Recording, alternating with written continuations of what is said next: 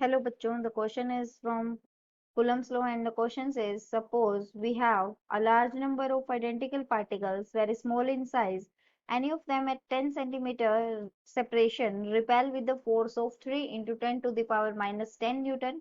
If one of them is at 10 centimeter from a group of n others, how strongly do you expect it to be repelled? तो हमारा जो यहाँ की concept use होगा वो क्या है?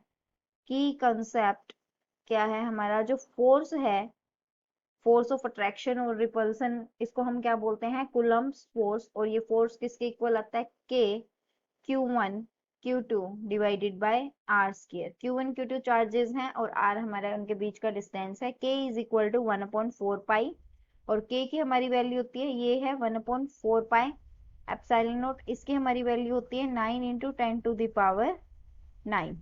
अब हमारा जो फोर्स गिवन है वो कितना गिवन है? हमारा जो क्वेश्चन में गिवन है ये क्या है कि फोर्स हमारा कितना है? 3 into 10 to the power minus 10। अगर क्या हो, कोई भी 10 सेंटीमीटर के सेपरेशन पे हो तो इसका मतलब आर जो कितना है वो 10 सेंटीमीटर।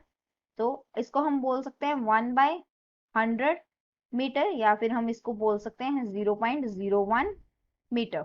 अब उसके बाद ये है 0.01 मीटर और आर हमारी है। अब हमारे पास चार्जेस क्या है? आइडेंटिकल। तो हमने क्या कंसीडर किया? Q1 is equal to Q2 is equal to Q। अब हमारा जो फोर्स है वो कितना है? F कितना है हमारा जो गिवन है? 3 into 10 to the power minus 10 हम फॉर्मूले में पुट करेंगे तो ये हमारा बनेगा K की वैल्यू हमारी 9 into 10 to the power 9। Q1 और Q2 हमारे इक्वल है तो Q स्केयर लिख दिया। R स्केयर की वैल्यू मतलब कि 0.01 का square.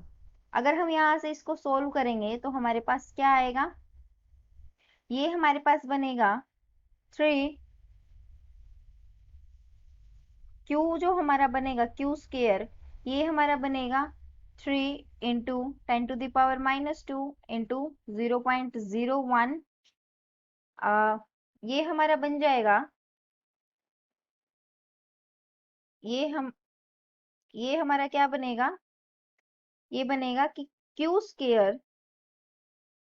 Square is equal to 3 into 10 to the power 9 into 0.01 square into 9। ये क्या है हमारा? मल्टीप्लाई में तो इधर आके क्या बनेगा हमारा? डिवाइड में। और डिवाइड में क्या बनेगा? 9 इंटू 10 टू द पावर 9 और ये 3 into 10 to the power minus 10 है हमारे फोर्स की वैल्यू। ये है हमारा -10। अब हमारा क्यू स्केयर क्या बनेगा?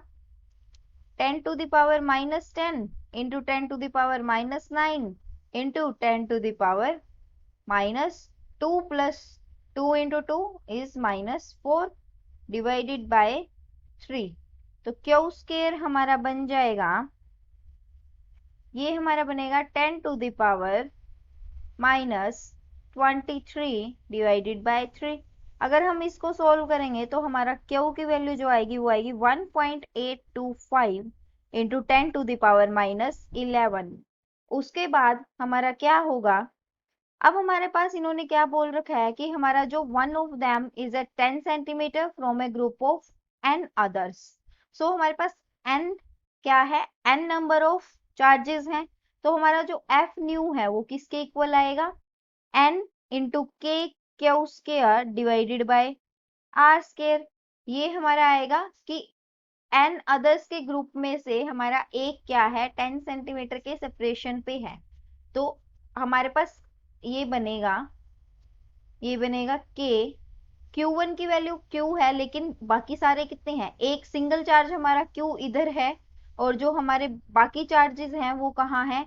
यहाँ पे। मतलब हम इसको लेके चलते हैं NQ क्योंकि सबके क्या है?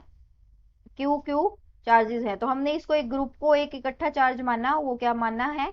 NQ। और इसकी जो सेपरेशन है हमारी वो क्या है? 10 सेंटीमीटर। तो ये हमारा बनेगा KQ divided by R square. उसके बाद हमारा एफ न्यू है वो किसके इक्वल हो जाएगा?